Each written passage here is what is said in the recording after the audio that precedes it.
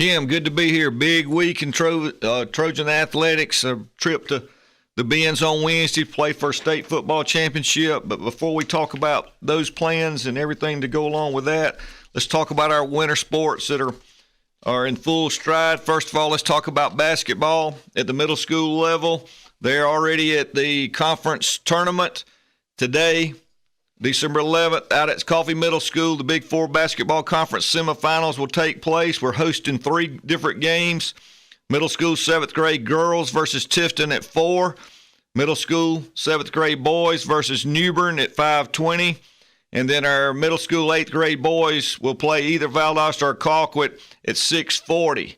Our 8th grade girls are traveling. They're at Valdosta Middle at 4:30. So we got 3 middle school tournament basketball games this afternoon. If you're looking for something to do and want to support our kids, head out to the middle school for that. Varsity basketball.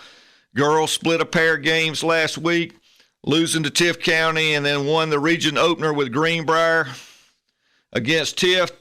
Jasmine Porter was our leading scorer with 8 points, 3 rebounds, and a steal. And in the big region win over Greenbrier, the leading scorer and player of the game was Paris Riley. She had 18 points, 6 rebounds, 6 steals, and a block. Lexi Bradford added 13 points, 10 rebounds, and a block. Tariana Woodgett, 10 points, 4 rebounds, and 5 assists. So basketball, girls off to a good start. The boys lost a pair of games, close ones to Tift. They lost to Tift by a score of 50-44, and then lost a heartbreaker in overtime in the region opener against Greenbrier. Against Tift, Janitho Benson led the way with 12 points and 7 rebounds. Marquavius Bussey added 6 points and 2 steals. Jeremiah Riles, 3 points, 2 steals. Ladarian West, 4 points, 3 rebounds. Jadarius Odoms, 5 points, 6 rebounds. Jeremiah Perry, 5 points and 2 steals. Kyleek Polk had 5 points, and Jordan Polk 4 points and 8 rebounds. Against Greenbrier, we dropped a 66-63 overtime decision. Junith Benson, 16 points, 4 steals, and 4 rebounds, led the way. Marquavius Bussey had 12 points and 3 steals. Jordan Polk, 10 points and 7 rebounds. Jadarius Odoms, 5 points, 4 rebounds. Kyleek Polk, 5 points and a steal. Ladarian West, 6 points, 4 rebounds and a steal. Jeremiah Riles, 5 points and 2 steals. James Evans kicked in 4 points. So the boys are 2-2 overall, 0-1 in the region. Again, girls got their first region win. And let's talk about their schedule over the holidays. This will be our last radio show till after the first of the year. We'll be back with you on Monday, January the 8th. Between now and then, next week, 2 home games in basketball. On Tuesday, JV boys and varsity boys will play Atkinson County beginning at 5 o'clock. Next Friday, December 22nd, it'll be alumni night. We're inviting all our basketball alumni to come to the game and be recognized. We're going to go with Camden County. Both JV are going to play before the varsity games. First JV game tips off at 3, and then we'll play 4 games in a row. After that, everything in the holidays is on the road. The girls are going to Ashburn for the Turner Classic on December 23rd, which is a Saturday. And then both teams will head to Vidalia and Tatnall for a tournament on December 27th, 28th, and 29th. After the first of the year, January 2nd, we'll play Tifton on the road. And then January 5th will be our next home game after alumni night on the 22nd, and that'll be January 5th, which is a Friday, against Statesboro. So all that's the schedule that's going on between now and the time that I will talk with you again on January 8th. Okay, wrestling. December 29th and 30th, going to go to Lambert in Atlanta to wrestle in a tournament. That's their only action over the holidays.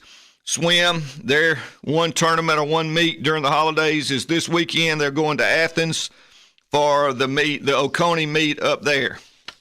So that pretty much catches you up on our winter sports. Now let's talk about preparation in our game on Wednesday. Of course, everybody pretty much knows by now we're going to Atlanta to play at the Mercedes-Benz Stadium. Creekside comes in 13-1. The Trojans 14-0. playing for a state championship at 4 o'clock Wednesday at the Benz. Some things just to remind you all. You can visit our state championship info page at www.coffeeschools.org/state for information about Wednesday's game. You will find information about tickets, parking, broadcast, stadium rules, and more. The page is updated regularly as more information becomes available. There are 3 points I want to make to everyone after we visited the Benz on Friday to see the place and to go through all the ins and outs of things we can and can't do and how to load and everything we needed to know. I want to make sure everybody understands, first of all, the Mercedes-Benz Stadium is cashless. You have to have a debit or credit card to purchase anything. So if you're going to use the concession stand, anything inside that building, they don't accept cash. You got to have a card.